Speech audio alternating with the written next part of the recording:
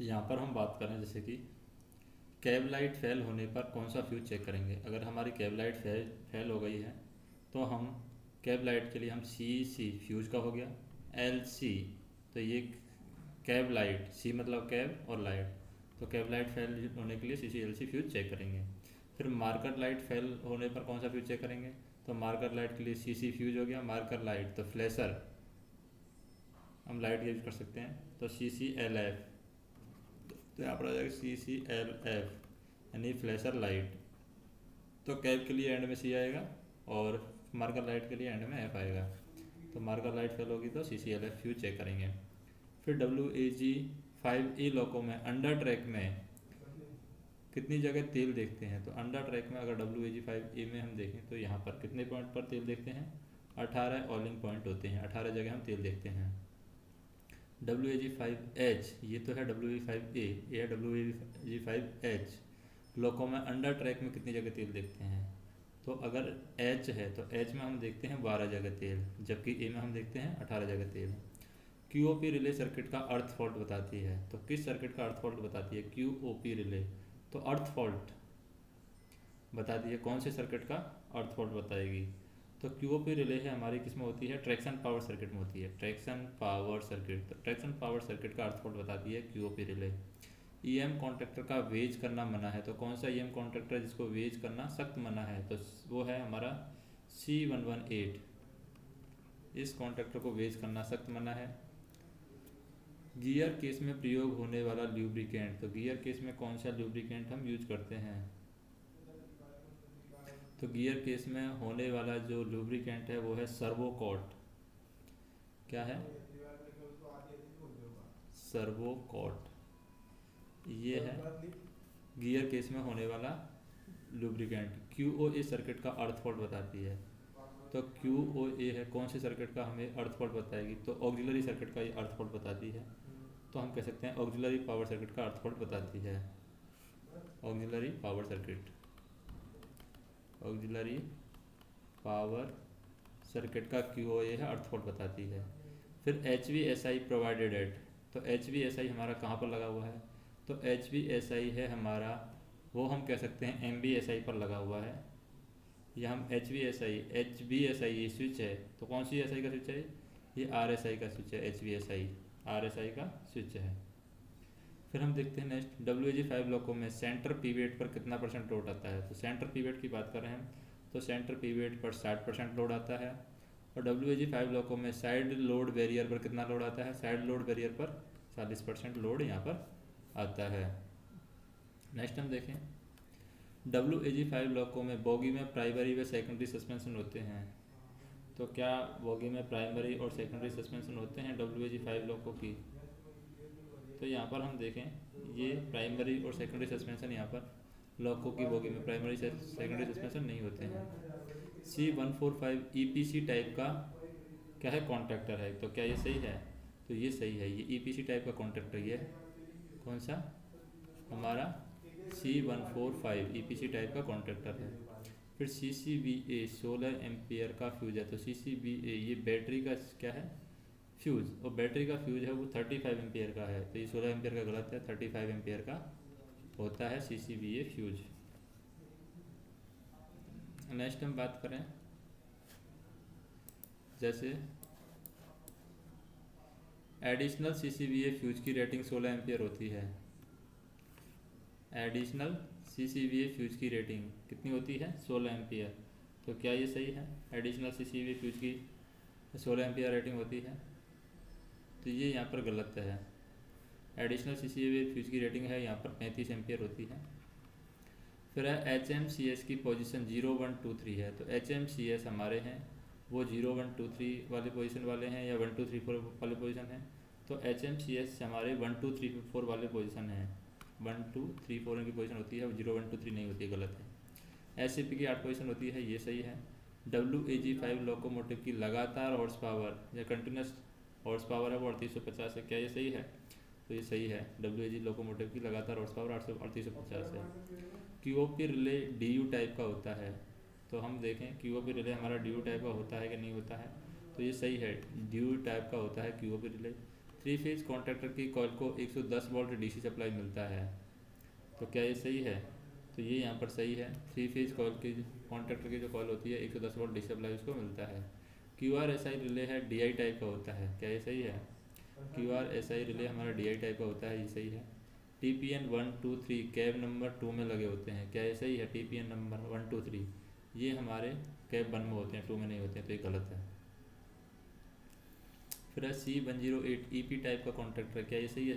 C108 contractor 108, तो ये यहाँ पर गलत है। C108 है यहाँ पर, ई पी टाइप का कॉन्ट्रैक्टर नहीं है ये C108। तो C108 अगर ई पी टाइप का कॉन्ट्रैक्टर नहीं है तो किस टाइप का कॉन्ट्रैक्टर है? तो C108 की अगर हम बात करें, ये हमारा EMC टाइप का कॉन्ट्रैक्टर है। किस टाइप का कॉन्ट्रैक्टर है? EMC टाइप का कॉन्ट्रैक्टर है C108। फिर है कॉमेट टाइप की रिले को डी एनर्जाइज में वेज कर सकते हैं, तो कॉमेट टाइप की जो रिले है इसको डी एनर्जाइज में क्या वेज कर सकते हैं? तो ये गलत है, उसको डी एनर्जाइज में वेज नहीं कर सकते। TK1 TR व TV पैनल कैब नंबर 1 में होते हैं, तो ये गलत है, कैब नंबर 2 में होते हैं ये TK1 और TR और TV पैनल। फिर हम बात करते हैं इनका संक्षेप में हमें उत्तर देना है कि संक्षेप में किस तरीके से उत्तर होगा इनका। कि मान लीजिए पहला क्वेश्चन है, क्वेश्चन क्या है?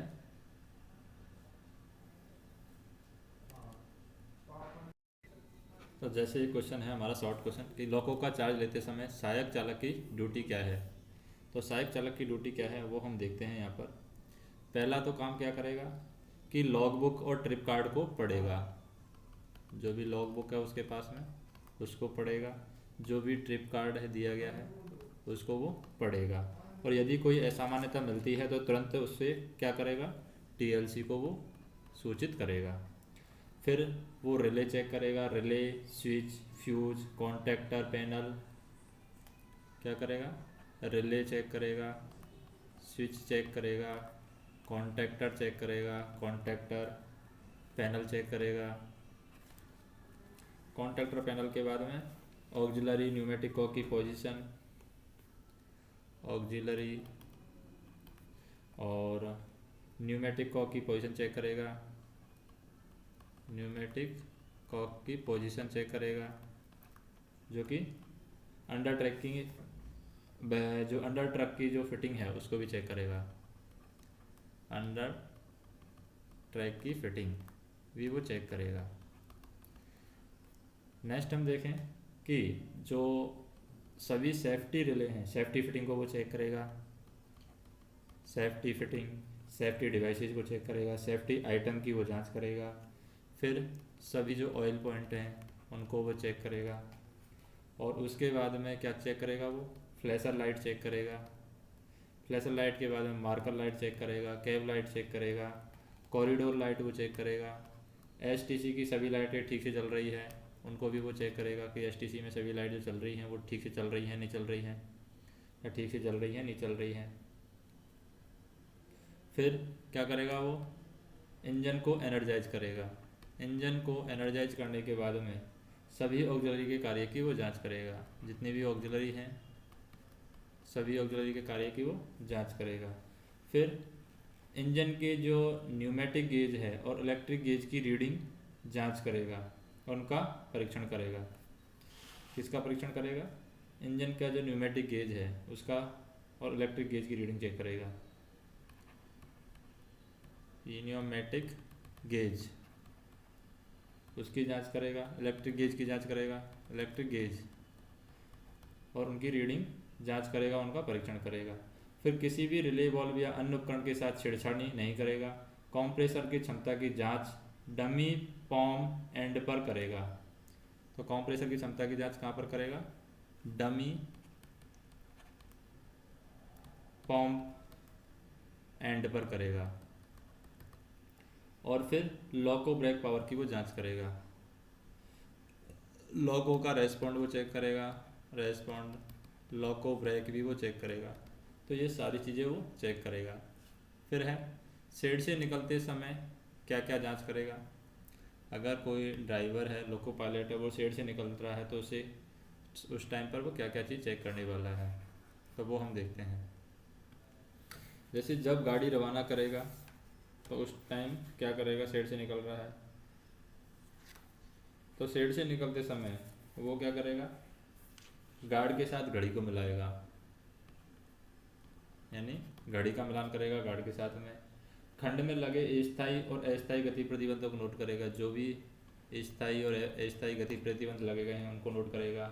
ब्रेक कंटिन्यूटी चेक करेगा, ब्रेक कंटिन्यूटी वो चेक करेगा।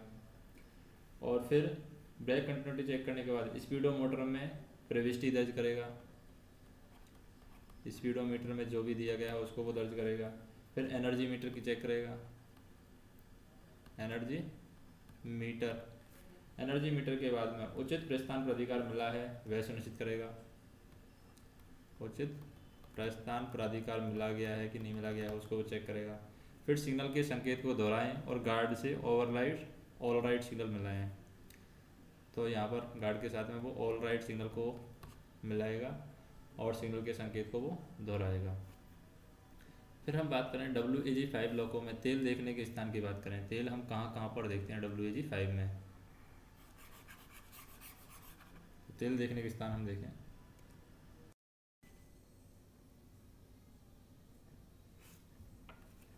तो यहाँ पर हम देखें जैसे कि WAG5 लॉकों में तेल देखने का स्थान क्या है। WAG5 लॉकों में तेल देखने का स्थान जो है वो है हमारा मेन ट्रांसफार्मर है, जिसमें 15 डिग्री सेल्सियस से ऊपर होना चाहिए। ग्रेजुएटर का जो तेल है -20 डिग्री सेल्सियस से +20 डिग्री सेल्सियस होना चाहिए। MCP में हम तेल देखेंगे, MCPA का यहाँ पर ही हम तेल देखते हैं। तो ये 4 स्थान हमारे WAG लॉकों में तेल देखने के स्थान हैं। टोटल वैसे तो 18 के आसपास स्थान होते हैं, 18-12 के आसपास। नेक्स्ट हम देखें फ्यूज बदलने का तरीका क्या है, क्या हो सकता है फ्यूज बदलने का तरीका। तो फ्यूज बदलने के तरीके की बात करें, सबसे पहले हम क्या करेंगे फ्यूज बदलने के लिए। सबसे पहले जब भी फ्यूज हमें बदलना है, डीजे क्या होगा, ओपन होगा, डीजे ओपन फर्स्ट स्टेप के अंदर, डीजे ओपन और पेंटो नीचे, पेंटो नीचे। अब हम क्या करेंगे, बैटरी सप्लाई को बंद करने के लिए HVA को हम क्या लाएंगे, 0 पर ले आएंगे, HVA होना चाहिए 0 पर। फिर HVA को 0 पर रखने के बाद में तीसरे नंबर पर हम फ्यूज को अलग करेंगे। फ्यूज अलग करने के बाद में यानी फ्यूज को सॉकेट से हम निकाल लेंगे, सॉकेट से अलग करेंगे। फिर चौथे नंबर पर हमें क्या करना होगा, HVA को 1 पर रखेंगे। जैसे ही फ्यूज निकाल लिया तो 1 पर रखेंगे, यानी फ्यूज नहीं होगा तो हम 1 पर रखेंगे HVA को, फ्यूज होगा तो 0 पर रखेंगे। फिर उसके बाद में क्या करेंगे, इस फ्यूज को निकाला है इसको हम ECC यानी टेस्टिंग सॉकेट में फ्यूज को लगाएंगे। किस में लगाएंगे, चेक करने के लिए। अभी जो फ्यूज निकाला है इसको हम लगाएंगे ECC यानी कि फ्यूज टेस्टिंग सॉकेट में हम लगाएंगे और जांच करेंगे। अगर ECC में जब हम लगाएंगे तो अगर हमारा LECC फ्यूज लैंप अगर जल रहा है तो इसका मतलब ये फ्यूज सही है, ठीक है। और यदि नहीं जल रहा है तो इसका मतलब ये फ्यूज ख़राब है। मान लीजिए कि यदि ये फ्यूज ख़राब है तो अगर ये फ्यूज ख़राब होगा तो नीचे से हम क्या लेंगे, सही फ्यूज उठाएंगे और फिर इसमें लगा देंगे। तो यदि फ्यूज ख़राब हो तो उसी कैपेसिटी का दूसरा अच्छा फ्यूज लेंगे और उसको ECC पर हम जांच करेंगे। दूसरा फ्यूज लेकर पहले जांच करेंगे, अगर जांच करने पर वो सही निकलता है तो उसके बाद में क्या करना है, सही निकलने के बाद में हमें क्या करना है, HVA जो हमने 1 पर रखा था, जांच करते समय 1 पर रखना है। फिर HVA को हमें क्या पर रखना है, 0 पर रखना है। तो HVA को हम 0 पर रखेंगे। 0 पर रखने के बाद में सॉकेट में अच्छे फ्यूज को रखेंगे और होल्डर को ठीक से कर देंगे।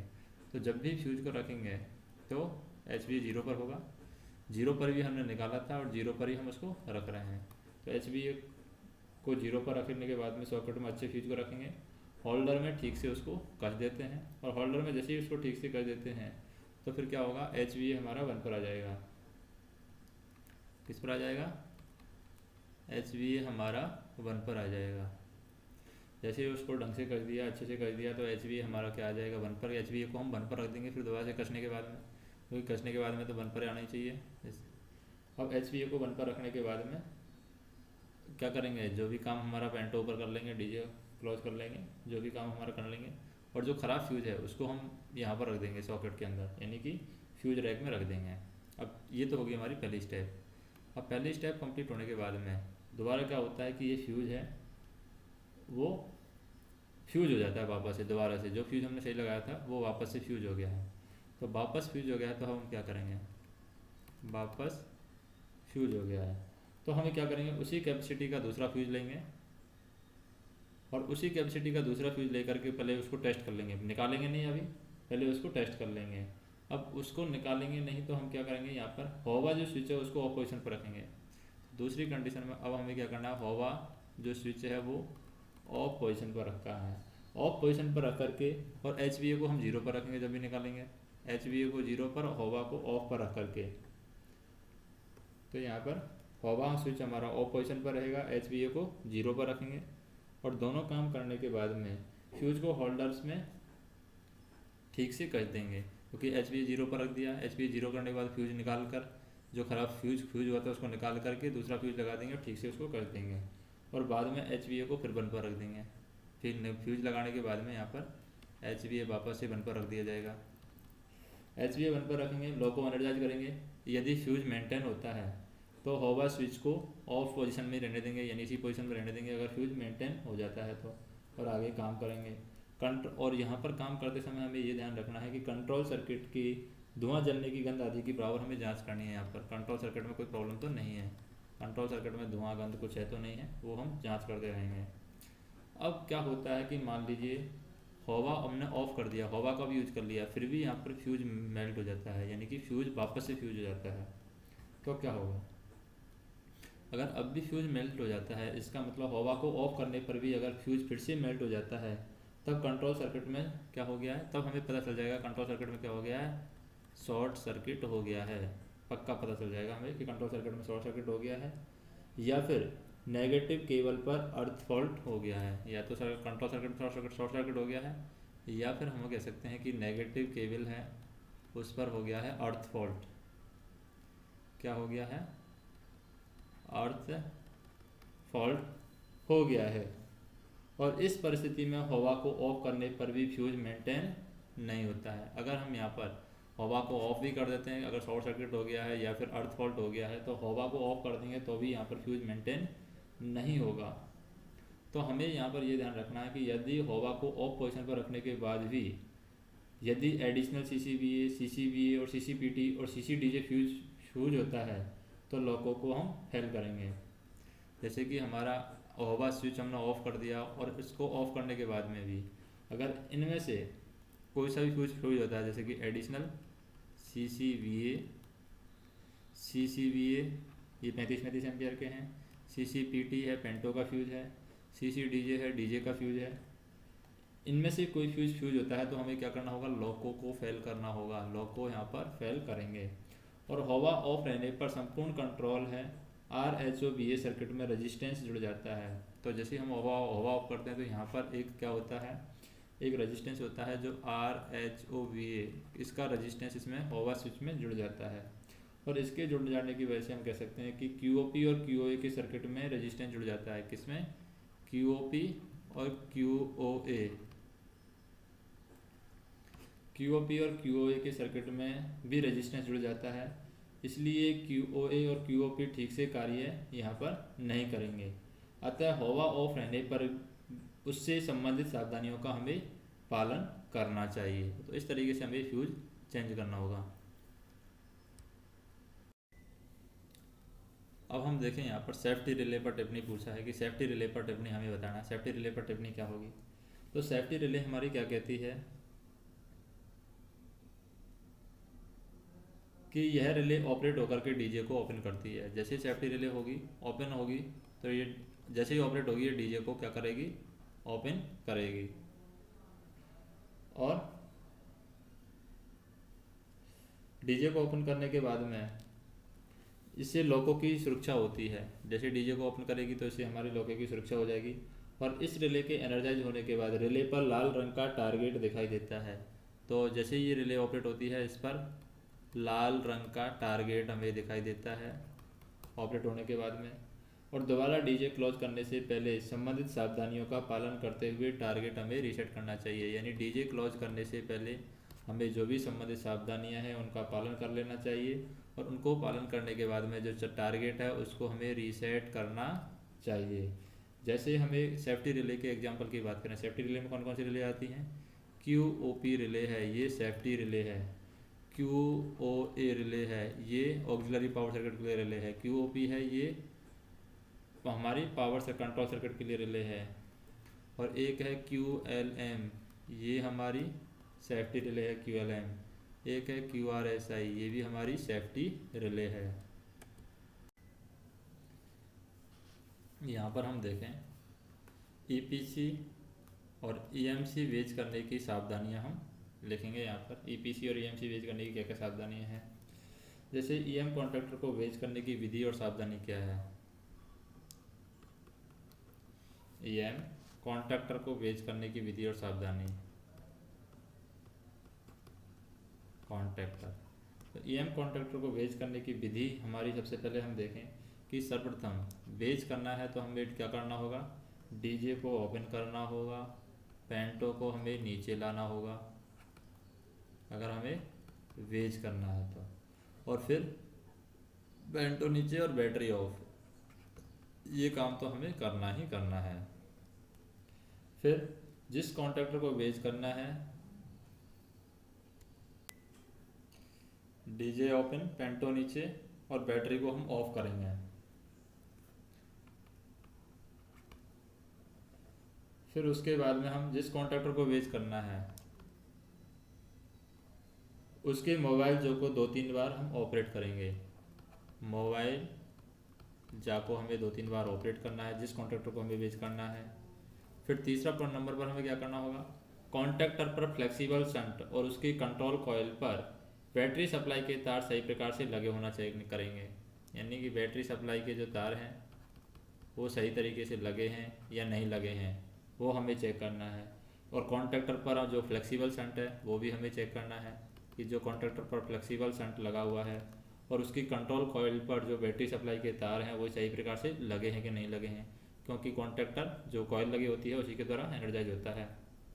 फिर हमें चेक करना है कि कॉन्ट्रैक्टर से संबंधित प्रोग्राम स्विच का सामान्य अवस्था पर होना। जो भी कॉन्ट्रैक्टर से संबंधित क्या है, प्रोग्राम स्विच है, वो सामान्य अवस्था में है कि नहीं है, प्रोग्राम स्विच।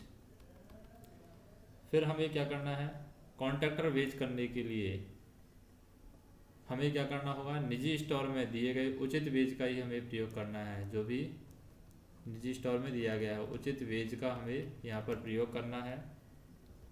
फिर 6वां नंबर का पॉइंट है हमारे पास में कि कॉन्ट्रैक्टर वेज करने के बाद यह हमें अवश्य सुनिश्चित कर लेना चाहिए कि आर्मेचर पूरी तरीके से क्या हो गया है, ऑपरेट हो गया है।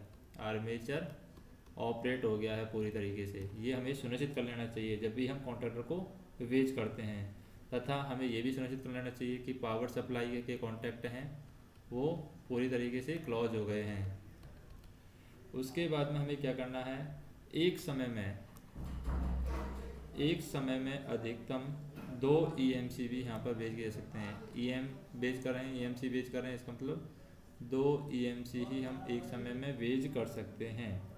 और WAG7 लॉकों पर यदि 2 MCP लगा है, अगर हमारा WAG7 में क्या लगे हैं, 2 MCP लगे हैं, तो एक से अधिक कॉन्ट्रैक्टर हमें वेज नहीं करना चाहिए, सिर्फ एक ही हमें वेज करना है WAG7 में अगर 2 MCP लगे हुए हैं तो। और एक समय में हमें क्या करना है, एक समय में C105, C106 और C107 में से किसी एक को ही यहाँ पर वेज करना होगा। और एक हमारा ये है कि C118 है, C118 को कभी भी हमें वेज नहीं करना है। और उसके बाद में हमें क्या करना है कि कॉन्ट्रैक्टर अगर हमने वेज कर दिया है, जैसे EMC कॉन्ट्रैक्टर वेज कर दिया है, तो वेज करने के बाद में 3 फेज पावर सप्लाई के कॉन्टैक्ट टिप्स के बीच में एयर गैप रहता है, तो उस कॉन्टैक्ट को वेज हमें नहीं करना है। अगर वेज करने के बाद में अगर हमारे पास में 3 फेज पावर सप्लाई के जो कॉन्टैक्ट टिप्स हैं, 3 फेज पावर सप्लाई के कॉन्टैक्ट टिप्स, तो वेज करने के बाद 3 फेज पावर सप्लाई के जो कॉन्टैक्ट टिप्स हैं उनके बीच में अगर एयर गैप रहता है, क्या रहता है, कॉन्टैक्ट टिप्स के बीच में एयर गैप रहता है, तो उस कॉन्ट्रैक्टर को हमें वेज नहीं करना चाहिए, वेज नहीं करें। और हमें यहाँ पर ये भी ध्यान रखना है कि स्टैटिक कन्वर्टर लॉकों में MCP के कॉन्ट्रैक्टर वेज हमें नहीं करना है। अगर हमारे पास में क्या है, स्टैटिक कॉन्टैक्टर है। स्टैटिक कन्वर्टर लॉको, स्टैटिक कन्वर्टर लॉको में एमसीपी के जो क्या हैं कॉन्टैक्टर हैं, एमसीपी के कॉन्टैक्टर को हमें वेज नहीं करना है, वेज करना सख्त मना है।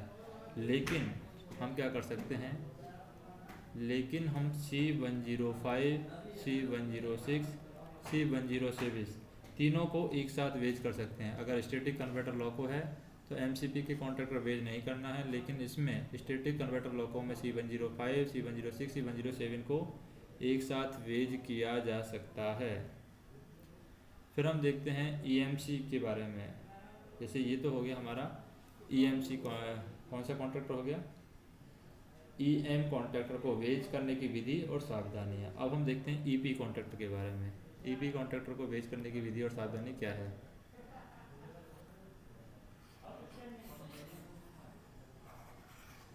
ईपी कॉन्ट्रैक्टर को वेज करने की विधि और सावधानी।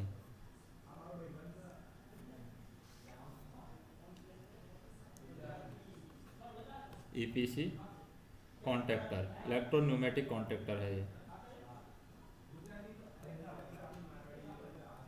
Electro pneumatic contactor.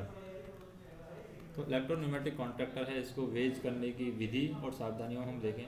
सर्वप्रथम हमें क्या करना है, डीजे ओपन, पेंटो नीचे,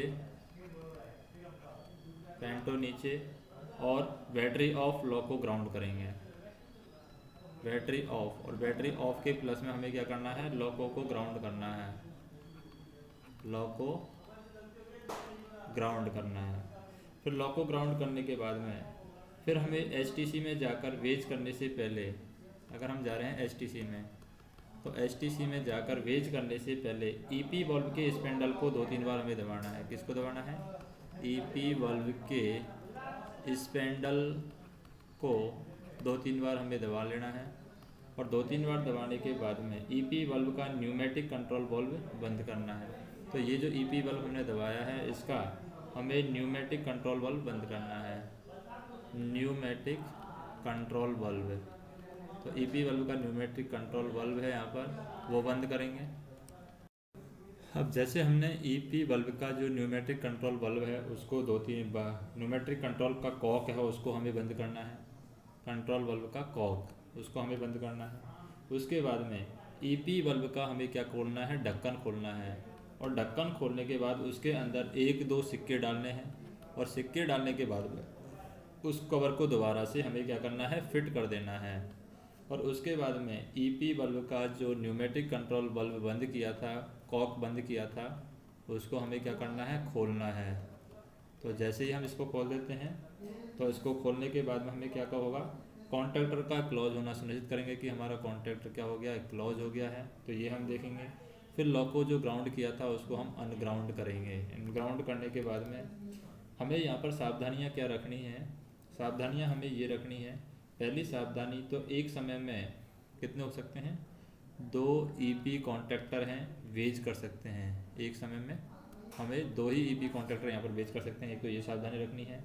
दूसरी सावधानी हमें क्या रखनी है, दूसरी सावधानी रखनी है कि लाइन कॉन्टैक्टर के प्रत्येक ग्रुप से केवल एक ईपी कॉन्टैक्टर ही हमें वेज करना चाहिए। तो एक यहाँ पर ईपी क्या है, एक ईपी कॉन्टैक्टर, एक ईपी कॉन्टैक्टर ही यहाँ पर हमें क्या करना चाहिए, वेज करना चाहिए, वेज करना चाहिए। 1 ईपी कॉन्टैक्टर यहाँ पर वेज करना चाहिए लाइन कॉन्टैक्टर के प्रत्येक ग्रुप से। और थर्ड पोजीशन हमें याद रखनी है, लाइन कॉन्टैक्टर के अलावा अन्य ईपी कॉन्टैक्टर को वेज हमें नहीं करना है।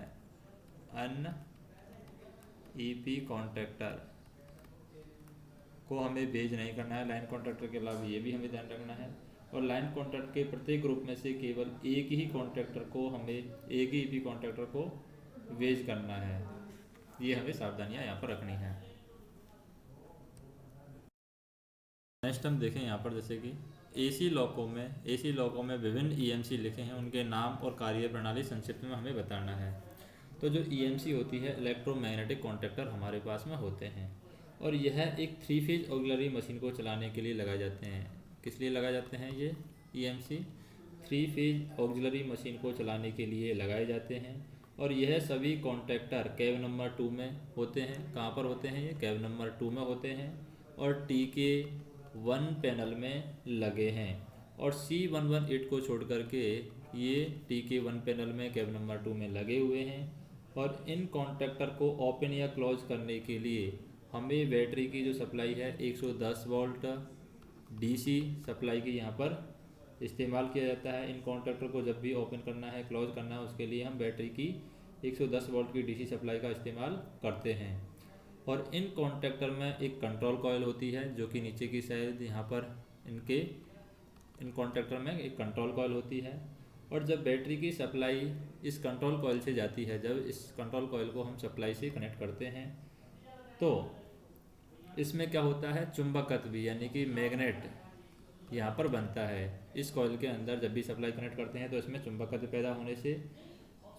पैदा होने से ड्राइविंग मैकेनिज्म द्वारा कॉन्टैक्टर का मोबाइल जा ऑपरेट होता है। तो ये जो मैग्नेट बनता है, मैग्नेटिज्म के द्वारा जो कॉन्टैक्टर का मोबाइल जा है, कॉन्टैक्टर का मोबाइल जा, ये मोबाइल जा है, कॉन्टैक्टर का मोबाइल जा, ये ऑपरेट होता है। और जिसकी वजह से 3 कॉन्टैक्ट हैं यहाँ पर लग जाते हैं। अब इसकी वजह से 3 कॉन्टैक्ट लग जाने से यहाँ पर क्या होगा?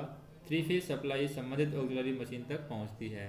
तो ये जब 3 फेज, इसकी वजह से तीनों कॉन्टैक्ट यहाँ पर लग जाते हैं। तो तीनों कॉन्टैक्ट लग जाने की वजह से यहाँ पर 3 फेज सप्लाई संबंधित ऑक्सिलरी मशीन तक यहाँ पर पहुँचती है। और जैसे ही 3 फेज सप्लाई है संबंधित ऑक्सिलरी मशीन तक पहुँचती है तो हम कह सकते हैं कि इनका कार्य कंप्लीट होता है। और यहाँ पर जो इलेक्ट्रोमैग्नेटिक कॉन्टैक्टर हैं उन कौन से हैं? C101 इलेक्ट्रोमैग्नेटिक कॉन्टैक्टर है, C102 है इलेक्ट्रोमैग्नेटिक कॉन्टैक्टर है, C103 है, C105 है, C106 है, C107 है और C108 है। ये इलेक्ट्रोमैग्नेटिक कॉन्टैक्टर हैं। और कुछ लोगों में C118 इलेक्ट्रोन्यूमेटिक कॉन्टैक्टर लगाया गया है। कुछ लोगों में है ये C118 है, ये कुछ लोगों में ही लगाया गया है।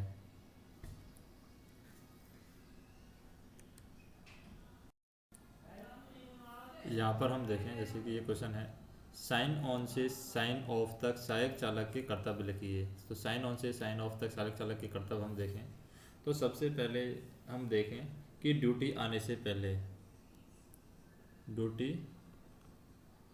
पहले उसके क्या कर्तव्य हैं। तो ड्यूटी आने से पहले उसका कर्तव्य है कि ड्यूटी आने से पहले पूर्ण विश्राम लेना चाहिए, यानी उसको विश्राम पूरा करना चाहिए। उचित वर्दी में उसको आना चाहिए, यानी जो भी वर्दी है उसकी ड्रेस है उसमें सुव्यवस्थित ढंग से उपस्थित रहे। और ड्यूटी पर आने से पूर्व और ड्यूटी के दौरान किसी भी प्रकार का यहाँ पर मादक पदार्थ का सेवन नहीं करना चाहिए। संवेदन मादक या उत्तेजित दवा न लें और न ही उनका प्रयोग करें। चौथा पॉइंट है कि निर्धारित स्थान पर सही समय पर वो उपस्थित हो, सही समय पर आए। पांचवा है सभी सर्कुलर के निर्देश पढ़ें और उनका अध्ययन करें। जो भी सर्कुलर दिए गए हैं उनके निर्देश पढ़ें और उनका पालन करें। छठवां पॉइंट है यहाँ पर साइन ऑन करने से पूर्व क्या करना है? VA टेस्ट करना है, यानी श्वास परीक्षण कराएं साइन ऑन करने से पहले।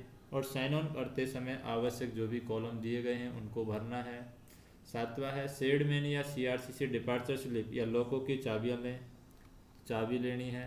शेडमैन या जो भी वहाँ पर CRC है उससे डिपार्चर स्लिप लेना है, लॉको की चाबियाँ लेनी है और क्रू चेंजिंग पॉइंट की तरफ हमें जाना है। और आठवां काम उसको करना है ड्यूटी पर आने से पहले, वो है सुपरवाइजर के हस्ताक्षरित महत्वपूर्ण नियमों की जानकारी यहाँ पर होनी चाहिए। अब जैसे आ गया है ड्यूटी पर आने से पहले, अब आ गया है वो इंजन पर। तो इंजन का चार्ज लेते समय वो क्या करेगा? इंजन का चार्ज ले रहा है तब क्या करेगा? सबसे पहले जब इंजन का चार्ज ले रहा है तो वो क्या पढ़ेगा? लॉग बुक को पढ़ेगा। लॉग बुक या फिर ट्रिप कार्ड को पढ़ें और यदि कोई असामान्यता मिलती है तो तुरंत वो क्या करेगा, टीएलसी को सूचित करेगा, टीएलसी से संपर्क करेगा। फिर क्या करना है, उसके relay, switch, fuse, contactor, panel, auxiliary, pneumatic cock की पोजीशन, अंडर ट्रैक की फिटिंग की उसको जांच करनी है। तीसरा, उसको क्या करना है, सभी सेफ्टी जो भी फिटिंग है, सेफ्टी डिवाइसेज हैं, सेफ्टी आइटम्स है, उनकी जांच करनी है। फिर चौथा पॉइंट है, उसको सभी जो ऑयल पॉइंट हैं उन ऑयल पॉइंट की उसको जांच करनी है। पांचवा पॉइंट है, उसको क्या करना है, फ्लैशर लाइट, जो भी मार्कर लाइट है, कैब लाइट है और कॉरिडोर लाइट है, एचटीसी है, इन सभी की लाइट है उसको सही तरीके से चेक कर लेनी है। Flasher light, marker light, cab light, corridor light है, एचटीसी की जो भी सभी लाइट है उनको सही तरीके से उसको चेक कर लेना है, सही तरीके से जल रही है नहीं जल रही है। अगला पॉइंट है उसका कि इंजन एनर्जाइज करें और सभी ऑक्सिलरी कार्य की जांच करें, सभी ऑक्सिलरीज हैं यहाँ पर कार्य कर रही है नहीं कर रही हैं, इंजन को एनर्जाइज करना है। सातवां पॉइंट है उसका कि इंजन का जो न्यूमेटिक गेज है और इलेक्ट्रिक गेज है उसकी रीडिंग को नियम के अनुसार परीक्षण करें। जो भी इलेक्ट्रिक गेज दिया गया है, इलेक्ट्रिक गेज और क्या दिया गया है, न्यूमेटिक गेज है, न्यूमेटिक गेज, उसकी जो रीडिंग है उनको नियमानुसार विभिन्न तरीके से उसको परीक्षण करना है। और आठवां पॉइंट है उसके लिए कि किसी भी रिले वाल्व या अन्य उपकरणों के साथ उसको क्या करनी है, छेड़खानी यहाँ पर नहीं करनी है। नौवां पॉइंट है, कंप्रेसर की क्षमता डमी पाम एंड पर चेक करें, डमी पाम एंड, इस पर कंप्रेसर की क्षमता उसको चेक करनी है। फिर 10वां पॉइंट है वो है लॉको का रेस्पॉन्ड होना सुनिश्चित करें कि लॉको रेस्पॉन्ड दे रहा है या नहीं दे रहा है, तो रेस्पॉन्ड होना लॉको का सुनिश्चित करें। और 11वां पॉइंट है लॉको ब्रेक पावर की जांच करनी है। क्या जांच करनी है, लॉको ब्रेक पावर, इसकी उसको जांच करनी है। अब हमें देखना है नेक्स्ट क्या है, गाड़ी रवाना करने से पहले। तो अगला पॉइंट है हमारा गाड़ी रवाना करने से पहले उसे क्या कर्तव्य दिए गए हैं। तो गाड़ी रवाना करने से पहले उसका काम है गार्ड के साथ अपनी घड़ी को मिलाना है, घड़ी का जो भी समय दिया गया है उसको गार्ड के साथ में उसको मिलाना है। खंड में लगे अस्थायी और अस्थायी गति प्रतिबंध उसको देखना है, क्या खंड में गति प्रतिबंध है वो लगे हैं। फिर ब्रेक कंटिन्यूटी को टेस्ट करना है, ब्रेक कंटिन्यूटी, क्या ब्रेक कंटिन्यूटी है उसको चेक करना है। उसके बाद में हमें स्पीडोमीटर में जो भी उपयुक्त प्रविष्टि है उसको दर्ज करना है, यानी स्पीडोमीटर की रीडिंग हमें देखनी है, स्पीडोमीटर की रीडिंग देखनी है। 5वां हमें पॉइंट देखना है एनर्जी मीटर की रीडिंग हमें देखनी है, उसको नोट करना है। और हमें यहाँ पर देखना है उचित प्रस्थान प्राधिकार ये मिला है कि नहीं मिला है, तो ये हमें चेक करना है। उचित प्रस्थान प्राधिकार मिला है तो उसे चेक करना है, उसको सुनिश्चित करना है। और 7वां पॉइंट हमें क्या चेक करना है, सिग्नल के संकेत को दोहराएं और गार्ड से हमें ऑल राइट सिग्नल मिलाना है। क्या करना है, सिग्नल संकेत को दोहराना है और सिग्नल संकेत को दोहराने के बाद में गार्ड से हमें ऑल राइट सिग्नल मिलाना है। गार्ड से क्या मिलाना है, all write signal, all write signal यहाँ पर गार्ड से मिलाना है। अब बात करना है चलने के दौरान क्या सावधानियां हमें रखनी है। तो गाड़ी रवाना करने से पहले हो गया, अब है चलने के दौरान क्या कर्तव्य है। तो चलने के दौरान की बात करें तो यहाँ पर सदैव सतर्क रहें और सावधान रहें, ये हमें ध्यान रखना है। फिर किसी भी असामान्यता के लिए अपनी लाइन और बाजू वाली लाइन और OHE पर हमें क्या रखनी है, नज़र रखनी है। अपनी लाइन पर तो नज़र रखनी है, पास वाली लाइन पर भी नज़र रखनी है और OHE पर भी यहाँ पर नज़र रखनी है। अपनी लाइन के सिग्नलों का यहाँ पर पालन करना है, जो भी अपनी लाइन के सिग्नल हैं उनका यहाँ पर पालन करना है।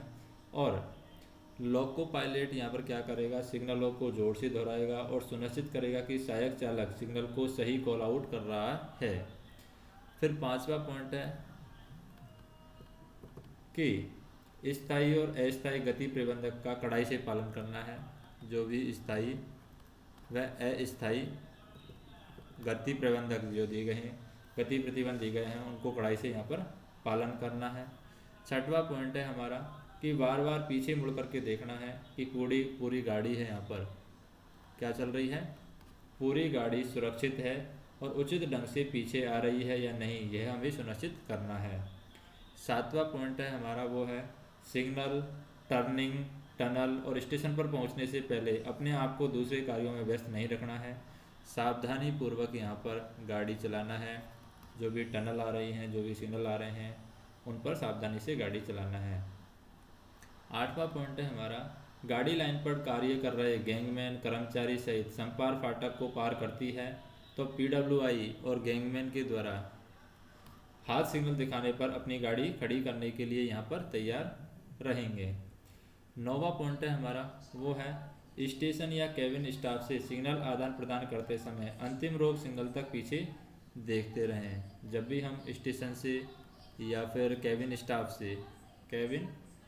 से अगर सिग्नलों का आदान प्रदान कर रहे हैं तो इनसे सिग्नलों का आदान प्रदान करते समय हमें अंतिम रोक सिग्नल तक पीछे देखते रहना है।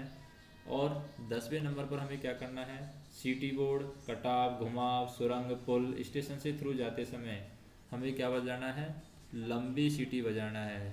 कब लंबी सीटी बजाना है, जब भी हम सीटी बोर्ड से जाएंगे लंबी सीटी बजाएंगे, कटाव पर जा रहे हैं लंबी सीटी बजाएंगे, घुमाव पर जा रहे हैं लंबी सीटी बजाएंगे, सुरंग हो, पुल हो, स्टेशन से थ्रू जा रहे हैं तो लंबी सीटी बजाएंगे। 11वां पॉइंट है हमारा कि सहायक चालक की सहायता से यह सुनिश्चित करें कि सभी ऑक्सिलरी उपकरण है, ऑयल लेवल है, तापमान है वो सही है, पिछले कैब की मीटर रीडिंग अगली कैब के समान है, वो भी हमें चेक करना है। अगला पॉइंट है कि असामान्यता के दौरान सभी गाड़ियों के संचालन जैसे कि TSL, अगर हमारी असामान्यता के दौरान जो सभी गाड़ियों का संचालन जैसे TSL है, एक्सीडेंट रिलीफ ट्रेन है, ASF है, और train parting, train dividing, signal और OHE डिफेक्ट इत्यादि का हमें कड़ाई से पालन करना है। और अगर मान लीजिए गाड़ी में क्या हुई है, ACP हुई है, यानी कि पुलिंग हुई है, चैन पुलिंग हुई है, ACP हुई है, तो ब्रेक बाइंडिंग, आग, हॉट एक्सल और CRO को सतर्कतापूर्वक हमें अटेंड करना है। हॉट एक्सल, CRO और आग, इनको सतर्कतापूर्वक हमें अटेंड करना है। 14वां पॉइंट है किसी भी असामान्य समय में या दुर्घटना के समय बगल वाली लाइन का बचाव सबसे पहले करना है। किसका बचाव पहले करना है, बगल वाली लाइन। तो बगल वाली लाइन का बचाव है सबसे पहले हमें किसी भी असामान्य समय में या दुर्घटना के समय बगल वाली लाइन का बचाव सबसे पहले करना है। और 15वां जो पॉइंट है वो क्या है, स्टेशन पास करने या रुकने का लेखा जोखा हमें रखना है।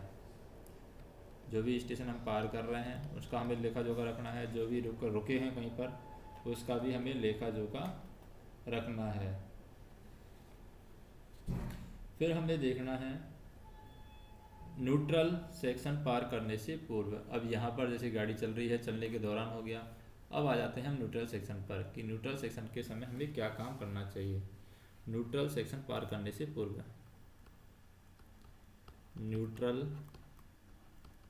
सेक्शन से पार करने पूर्व, तो न्यूट्रल सेक्शन से पार करने से पहले हमें क्या देखना होगा कि MR का जो प्रेशर है वो 9.5 kg पर सेंटीमीटर स्क्वायर है या नहीं है। OHE की हमें OHE मीटर की रीडिंग को हमें नोट करना है। जो न्यूट्रल सेक्शन बोर्ड है उसको हमें दौड़ाना है। न्यूट्रल सेक्शन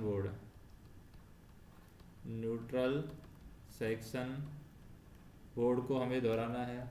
और हमें DJ ओपन करने पर सुनिश्चित करें कि LSDJ, LSCHVA, LSV तथा LSGR जल गई है, ये हमें सुनिश्चित करना है DJ ओपन करने पर। चौथा पॉइंट क्या है हमारा, DJ ओपन अगर कर रहे हैं तो DJ ओपन करने पर हमें क्या क्या चीज़ चेक करनी है। DJ ओपन करने पर हमें ये चेक करना है कि LSDJ, क्योंकि न्यूट्रल सेक्शन पार करेंगे उससे पहले DJ ओपन करने हैं हमें, तो LSDJ चल रही है ये हम चेक करेंगे।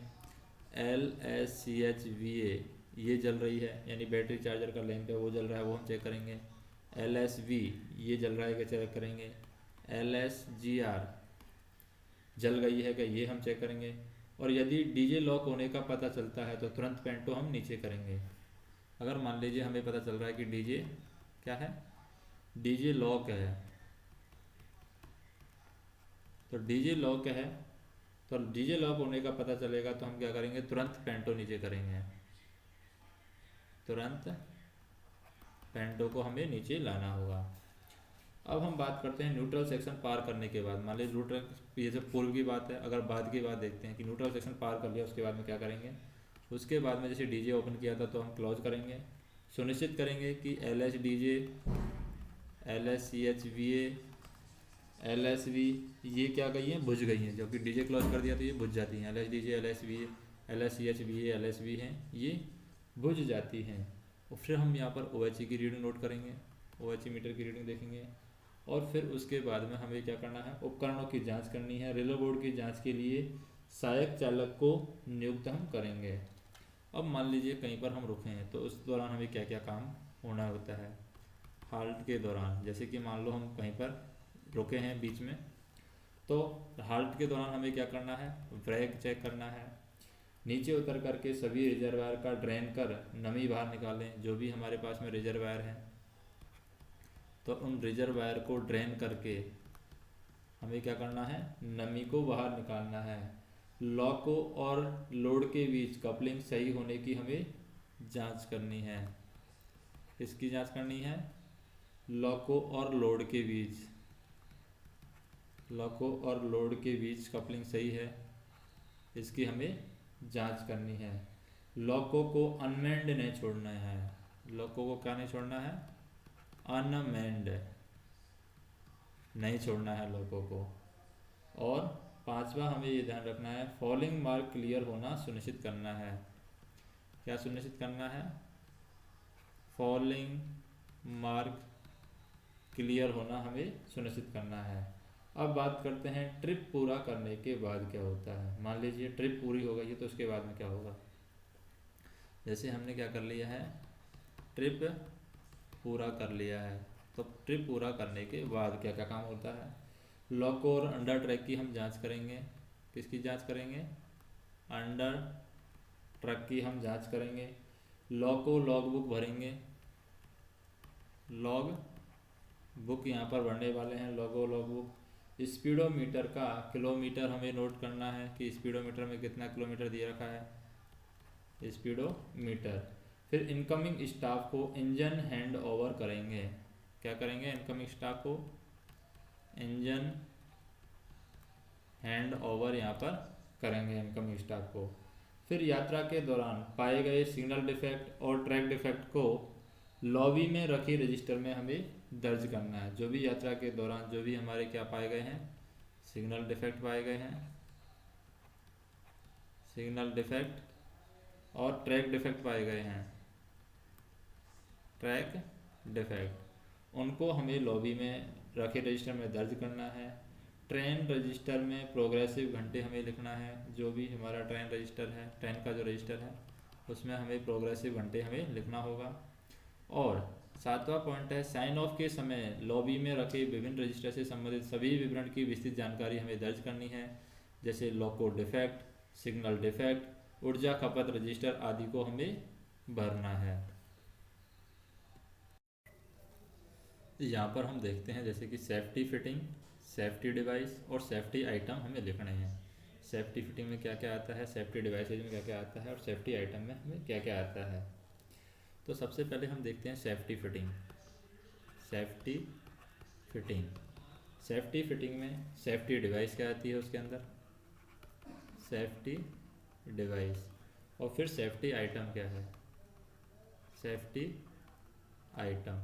तो सेफ्टी फिटिंग में हमारी आ जाती है कि कैटल गार्ड वॉल्ट के साथ, ये हमारी आती है सेफ्टी फिटिंग में कि कैटल गार्ड है वो वॉल्ट के साथ है। और सेफ्टी डिवाइस में आ जाती है हमारी जैसे कि हैंड ब्रेक जो होते हैं वो सेफ्टी डिवाइस में आ जाती है।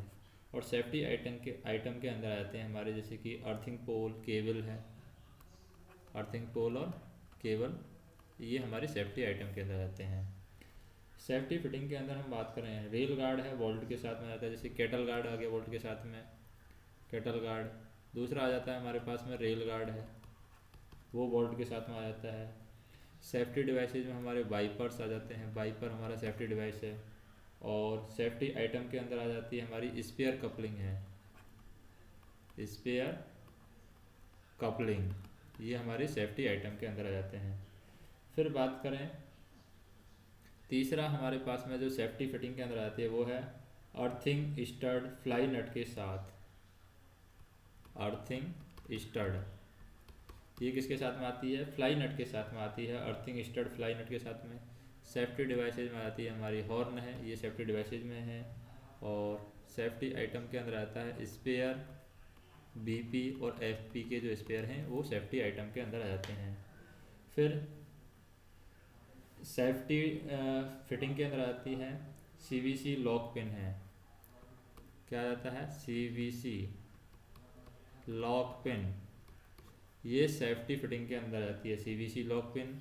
सेफ्टी डिवाइसेज के अंदर आती है हमारी हेडलाइट, ये सेफ्टी डिवाइसेज के अंदर आती है। और डेनोनेटर्स है, सेफ्टी आइटम के अंदर आता है, डेनोनेटर्स, ये सेफ्टी आइटम के अंदर आता है। पांचवा पॉइंट है हमारा वो है CVC lock pin, CVC lock pin होगी हमारी। फिर equalising safety bracket, equalising safety bracket है, ये हमारी सेफ्टी फिटिंग के अंदर आती है। सेफ्टी डिवाइसेज के अंदर बात करें हम तो वो आ जाती है फ्लैश लाइट, फ्लैश लाइट। और यहाँ पर सेफ्टी आइटम के अंदर आता है लेडर। छठवें नंबर की बात करें, ब्रेक असेंबली हैंगर पिन है, वो सेफ्टी फिटिंग के अंदर आती है, brake assembly hanger pin. Safety devices के अंदर बात करें, सेफ्टी डिवाइसेज के अंदर आती है हमारी मार्कर लाइट, मार्कर लाइट। और सेफ्टी आइटम के अंदर आती है हमारी फील्ड टेलीफोन है, क्या है? Field telephone. फिर सातवें नंबर पर हम बात करें, टाई बोल्ट कटर के साथ में है, टाई बोल्ट कटर के साथ। सेफ्टी डिवाइस, सेफ्टी डिवाइसेज के अंदर क्या आता है? सेफ्टी डिवाइसेज के अंदर आता है हमारा फ्यूज, ये सेफ्टी डिवाइसेज में आता है। और सेफ्टी आइटम के अंदर आता है अग्निशामक यंत्र है, क्या जाता है? अग्निशामक यंत्र, यह आता है सेफ्टी आइटम के साथ में। आठवां पॉइंट बात करें, आठवां पॉइंट है सेफ्टी फिटिंग में, वो है हमारा nose suspension pad pin.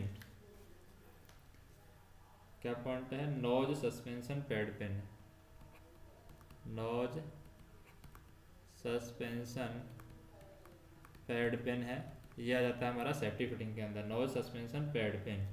Safety devices के अंदर जो आता है वो आ जाता है हमारा रिले, सेफ्टी डिवाइसेज के अंदर आता है। और सेफ्टी आइटम के अंदर आता है हमारा वुडन वेज, वुडन वेजेस, ये सेफ्टी आइटम के अंदर आ जाता है। फिर है गियर केस बोल्ट है सेफ्टी पिन फिटिंग के अंदर, gear case bolt, gear case bolt है, ये सेफ्टी फिटिंग के अंदर आता है। फिर सेफ्टी डिवाइसेज के अंदर आ जाता है हमारा AFI, ये सेफ्टी डिवाइसेज के अंदर आता है। फिर यू क्लैंप है, ये हमारा आ जाता है सेफ्टी आइटम के अंदर। 10वां नंबर पे हम बात करें, गियर केस बोल्ट हो गया, गियर केस बोल्ट के बाद में ब्रेक पुल रोड है, ब्रेक पुल रोड। फिर सेफ्टी डिवाइसेज के अंदर क्या आ जाता है हमारा स्पीडोमीटर है, स्पीडोमीटर। और सेफ्टी आइटम के अंदर आता है स्पेयर फ्यूज, स्पेयर फ्यूज। फिर हम नेक्स्ट देखें, नेक्स्ट जैसे कि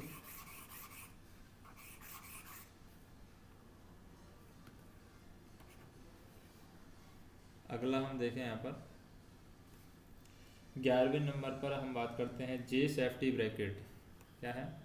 सेफ्टी डिवाइस में जे सेफ्टी ब्रैकेट।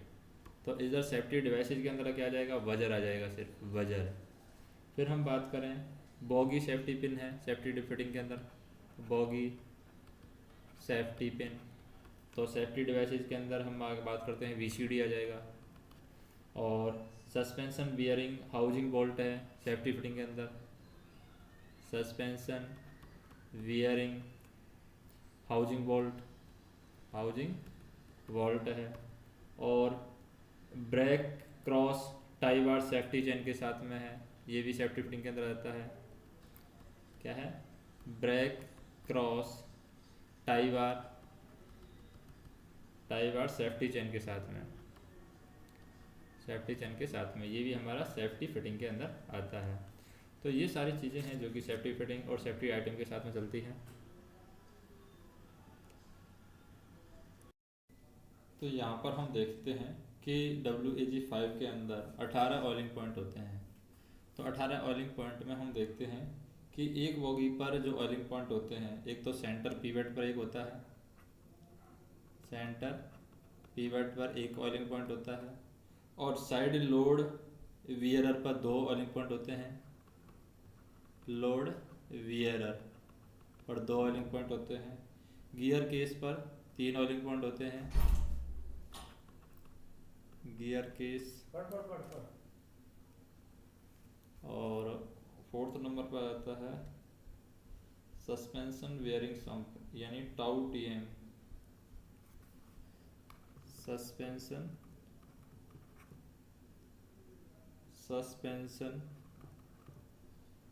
बेयरिंग सम्प, इस पर 3 ऑयलिंग पॉइंट होते हैं। इस तरीके से यहाँ पर ये हो गए टोटल 9 ऑयलिंग पॉइंट एक बोगी पर, तो दोनों बोगी पर 18 ऑयलिंग पॉइंट होते हैं। अब WAG-5 लॉकों में ब्रेक रैगिंग के पार्ट्स के नाम लिखना है। तो ब्रेक रैगिंग्स में कौन कौन से पार्ट आ जाते हैं WAG-5 में, वो हम देखें। तो ब्रेक रैगिंग के जो पार्ट्स हैं WAG-5 में, वो हैं हमारे, एक तो आ जाता है पहला नंबर पर ब्रेक सिलेंडर, दूसरे नंबर पर आ जाता है हमारा ब्रेक लीवर आ जाता है। तीसरे नंबर पर आ जाता है हमारा ब्रेक सिलेंडर के बाद में आता है पिस्टन रोड,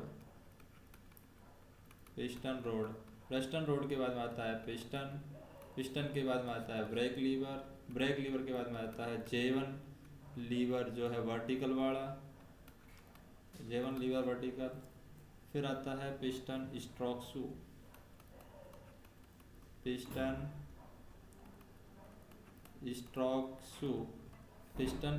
के बाद में ब्रेक शू होल्डर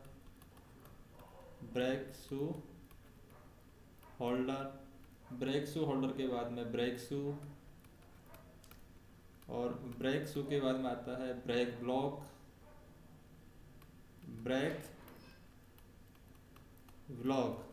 और ब्रेक ब्लॉक के बाद में आता है brake assembly hanger pin, brake assembly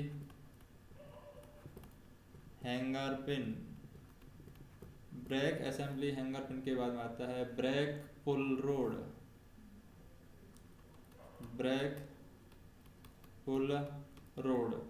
और ब्रेक पुल रोड के बाद में आता है J ब्रैकेट, क्या आता है J ब्रैकेट, और J ब्रैकेट के बाद में आता है टाई बार तथा सेफ्टी